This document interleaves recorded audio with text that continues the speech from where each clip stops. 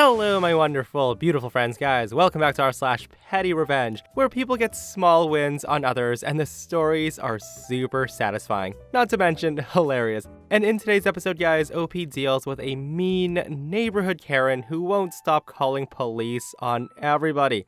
And the revenge is super satisfying. I hope you guys enjoy the stories. Hit subscribe if you haven't. And as always, you can send or link your post to this email right here. We're diving in. So several years ago, I was a firefighter in a small station where I was the only female. I was assigned the captain's bathroom, which was separate from the bunkroom bathroom for showering and using the restroom. I was on shift with a captain who was a grade A jerk, and I mean a real SOB. It was his way or the highway, and he was verbally abusive to everyone, especially me. Anyway, my shower time was in the morning, and I, being a female, also shaved my legs. So that meant spending a little longer in the shower. So one morning I cut myself pretty badly, and I had to rummage in the first aid kit for a band-aid.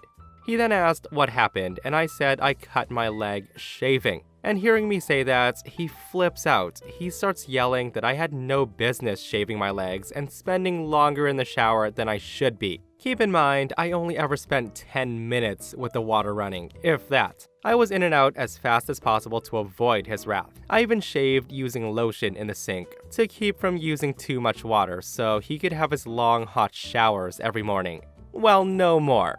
Another thing with this captain is he hated being cold. The guy hated it. Every morning after he woke up, he would turn the heat on and stand in front of the oven to warm up his hands and body. So as soon as he disappeared to the back, I went to the janitor's closet and I ran hot water in the mop sink for 10 minutes. I then went up to the bathroom that I used and I ran the sink hot for as long as it took to use the toilet, shave, etc. And by the time he got his shower, it was cold. Now mine was cold too, but I didn't care. He was miserable and I lived for it. Each shift, he yelled at everyone. He complained, but nobody else had that problem. No one else in the morning had cold water for showers, and I didn't complain. So for nearly 2 years, I quietly ran out the hot water each morning so he would run out as soon as he started. And no one ever asked why I was in the janitor's closet. No one ever said a word. They replaced the heating element twice and the whole water heater once, and I did that every single shift for 2 years. Until I got swapped to another shift, and then they changed the filter on the hot water heater, and suddenly it worked again, and he never figured it out. He had that and more coming for what he did to us, and I still hate that SOB. Guys, talk about the ultimate spiteful revenge, right? Like, mega props to OP. And listen guys, cold showers for 2 years right upon waking is a little bit much, but I guess when you hate someone that much, the rage and the thought of them suffering would keep you toasty warm, right? Okay, so I want to start with I love dogs. I've had dogs 80% of my life, and I just love them. I just don't currently have a dog. So with that in mind, here's my story. So I just moved into this nice suburb at the beginning of the year. It's a nice, quiet area, and my girlfriend and I really like it here, but there's a neighborhood Karen. She's your stereotypical retired woman, just trying to find something to do with her day. And what she does is she'll walk around the area complaining non-stop. Her complaints can be anything about anything, and most of the time, she'll leave a note on people's mailboxes, and I've gotten many of these. Things like, your grass is too long, you need to cut it, or your car is way too dirty, etc. But when it comes to dogs or pets, she loves to call the police or code enforcement. A coworker and friend of mine lives close by, and Karen's called the police on his dog many times. So sometimes you choose a plan, and sometimes a plan will choose you. And in mid-October, I was shopping with my brain firmly in low power mode, and I see the shelf of warning signs, including a sign saying, "Beware of large dog." The word large caught my eye, and it got my brain moving, and I got thoughts like, if I put this up, can I fool her? And if I do this, will I be a neighborhood hero? In the end, I decided that not all heroes wear capes, so I put the signs up in front of my house. Now it did take a few days for me to see Karen looking at my signs, and then she starts kind of staring at my house. After that, she started kind of stalking my home. I would always see her around my home whenever I looked out the window, and some days she's just kind of subtle, and some days she does a wandering thing where she pretty much paces back and forth between the area just watching for my dog. About 3 weeks after putting up the signs, I was shopping at my local Goodwill because I'm classy like that, and I saw a 3-foot dog chain for $2. I was hatching my plan even before I had it in my hand. So there was a chain, but no collar, and clearly I needed a big collar. I couldn't find a big collar, but I did find a woman's belt. It's thick, with square studs on it, and it kind of does look like a collar for a large dog, or maybe a small horse. And I had the most evil smile on my face the whole time. The collar and chain are hung by the door for when I would need them. And my girlfriend's been rolling her eyes at me throughout all this, but she's put up with weirder things from me, so she's fine. So after 4 days on the hook, I see Karen in front of my house and I race for the door. I grab the collar with the manic glee of a child at Christmas. When Karen walks by, she sees me holding this monster collar yelling, "Baskerville, Baskerville, come here boy," followed by lots of whistling and wandering around, looking behind my car and things like that. Karen sees this and her eyes go wide with pure but silent terror. I started to smile, so I used my hands to cup over my mouth and I kept calling for Baskerville, and then walked behind my house. I was holding in my laughter so hard that I may have gotten a hernia, but if I did, it would have been worth it. I've done the same things 5 times in the last few weeks, and it's still as fun as the first time. And I'm pretty sure I've wasted 14 afternoons of this woman's life. She spent so much time in front of my house trying to catch my beloved Baskerville at something, so she can call the cops on me. So far, no one's come to my house, and I'm pretty sure Karen's caught on to what I'm doing. But I only spent $20 on the signs and the belt, so I feel like I got my money's worth. Yeah guys, so some people have way too much time on their hands, guys. And seriously, if I were in OP's shoes, I might have taken it one step further and started playing dog barking sounds in my house every time that woman came around. See, this is why I love PettyRevenge, because some people just get so creative to spite someone. Like a fake dog has gotta be one of my favorites. Bravo, OP. And while we're on the subject of neighborhood Karens, this next Karen's plan backfires so hard on her, guys. So my friend Stan has worked at the Valuation Office of Assessments, VOA, for his local council for the past 35 years, and he's got a lot of stories, but this one's my favorite. For context, the VOA is responsible for evaluating which council tax band a property should be on. The higher the band, the more council tax you pay. For those outside the UK, the council tax is used to fund civic services such as schools, rubbish collection, and emergency services, etc. And which band you get depends on a lot of different factors, but generally speaking, the more the property's worth, the higher the band is likely to be. Change to a property that significantly increases its value, such as getting pools or extensions built, can sometimes mean a property has to be reassessed to see if it needs to go up a band. So there's a woman who we'll call Mildred, as Karen's overused, who would regularly call Stan's office to report her neighbors for everything. Mildred's a typical nosy neighbor curtain twitcher who made it her life's mission to know everyone's business. Her hobby was reporting her neighbors to the police, the HMRC, which is the UK equivalent of the IRS, immigration, and of course, the VOA. Now, to give you an idea of just how awful this woman was, here's a few stories various neighbors told Stan and his colleagues. So one neighbor got reported to the HMRC because he came home with a fancy new shiny car. Therefore, he must be evading tax. Another neighbor was reported because Mildred did not think their child was sick enough to be off school, so she reported them for truancy. The child had recently had an emergency appendectomy and they were home recovering as per their doctor's orders. Not only everybody in the neighborhood hated this woman, but everyone in Stan's department hated the woman as well. Not only did she add to their already heavy workload, she was also rude, entitled, and generally unpleasant to talk to. She often exaggerated reports to ensure that somebody would be sent to inspect the property. And worse still, her reports often caused her neighbors to call and shout at Stan and his colleagues, understandably so.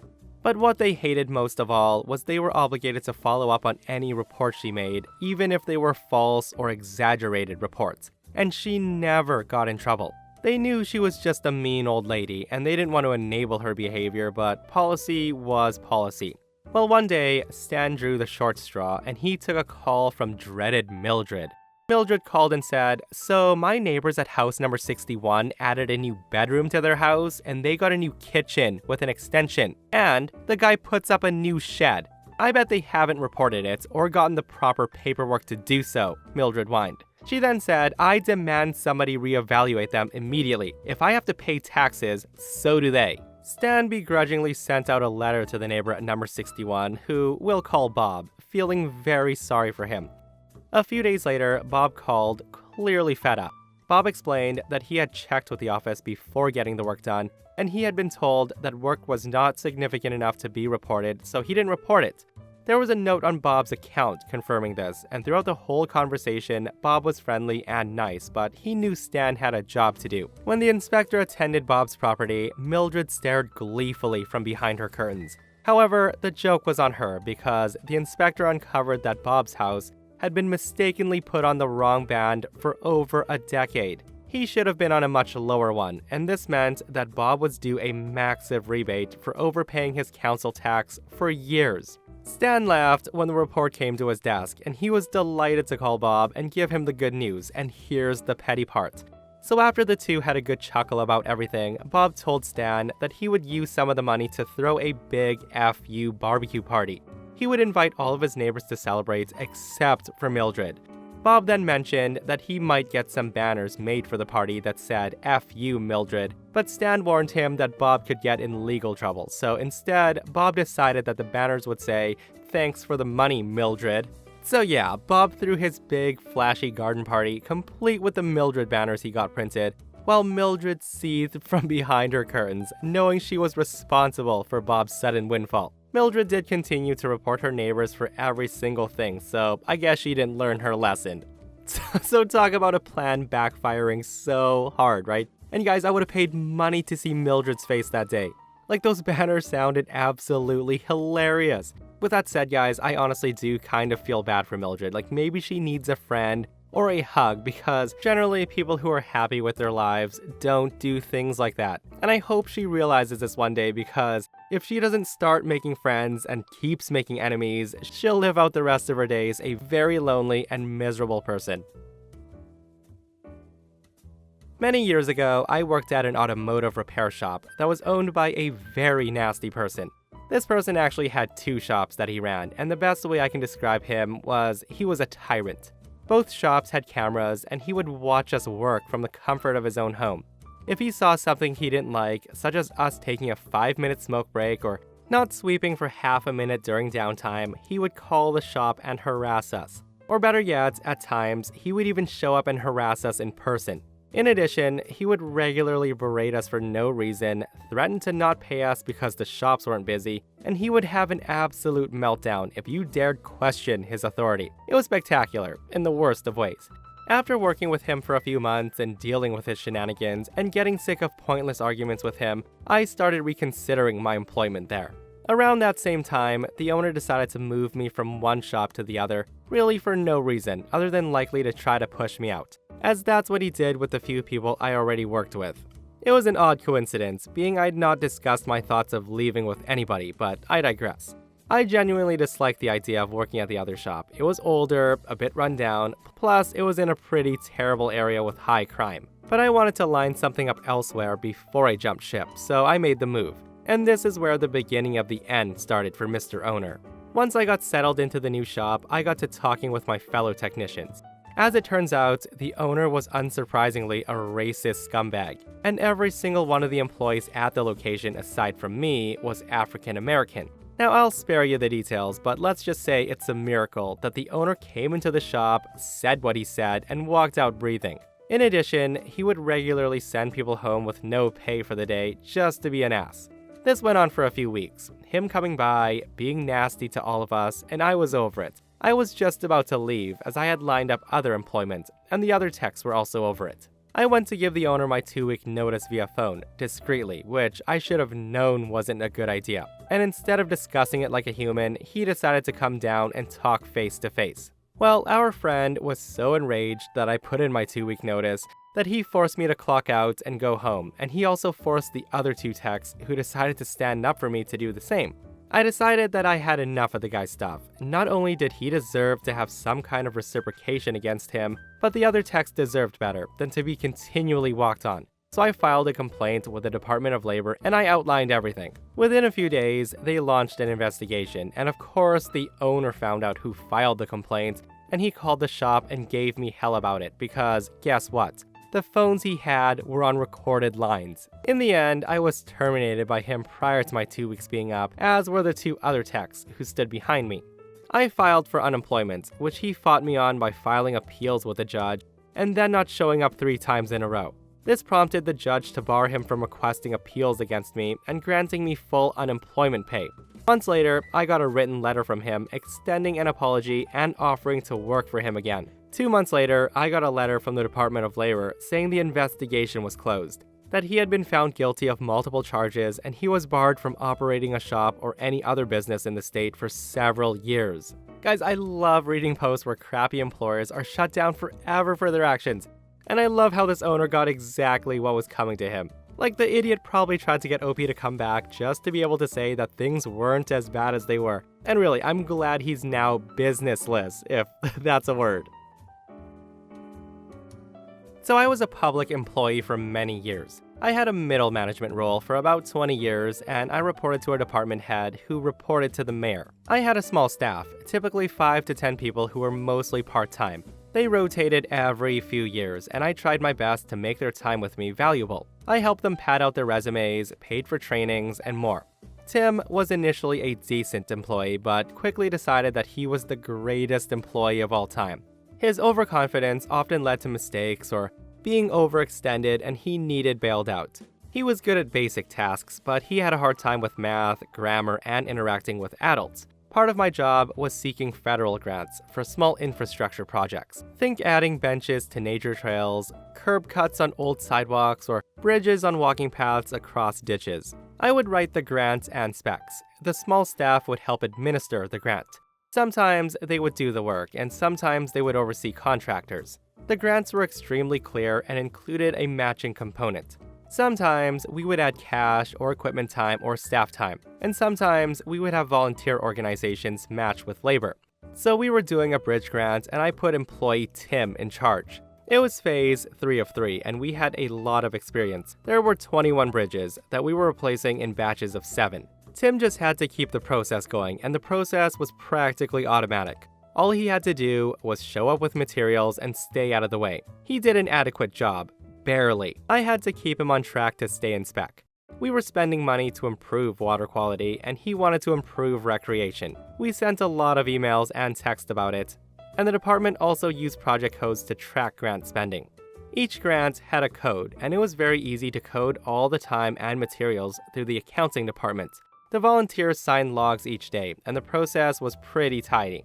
That fall, Tim continued to struggle with basic tasks and eventually demanded a promotion for his outstanding work. He didn't meet the very clear requirements for a promotion, the government requirements, through his own laziness, despite being given opportunities to become qualified. Eventually, he became intentionally negligent and he put himself and others in danger. So I called him into the office after an incident and offered him the opportunity to resign or be fired. Resigning means he could be eligible for rehire at a different department. Fired means he's blacklisted from the city. He refused to resign, so I terminated him. And the guy seemed shocked. I think he thought it was a bluff or a scare tactic, and he thought he was a critical cog in the machine. But really, he was a thorn in my side. His dad is a well-known local attorney. I had pulled Tim's state criminal record, and on close inspection, it was clear that Daddy was bailing him out throughout life. He had assault charges and DUIs, and Tim decided to come after me. His first move was to call the federal division that oversees my grants and report fraud. They launched an investigation, and my records were 1000% immaculate. They called him into a meeting, and his proof of fraud was he felt the bridges should have been a lower priority, and the money would be better spent elsewhere, so fraud was a misuse of funds. But the grant specs were followed precisely by him. He then tried to divert the funds, and I stopped him, and I had written evidence. The project he had accused on was the literal poster child for success and was included in a slideshow to the legislature on the success of the grant program. The feds and city powers were livid for wasting time, and I had reams of perfect documentation. He was yelled out of the building. He then filed a wrongful termination suit. He told his dad about the apparent mistreatment, and his dad filed. I contacted the city attorney and dumped hundreds of pages of documentation with a summary in his email. I was in City Hall when Daddy Attorney came slinking out of the legal department, apologizing for his idiot son. I heard from a mutual friend that Daddy gave Tim a thorough reaming and withdrew the financial support that allowed him to live on part-time work. He's doing better today, but right around that time, his wife discovers his ongoing affair, as the mistress got pregnant and things got really rough. So yeah, the post ends there, but all I can say is it must be really hard cleaning up messes for your entitled adult son. Good on OP for documenting everything and saving themselves from idiots like this who enjoy just suing for the dumbest reasons.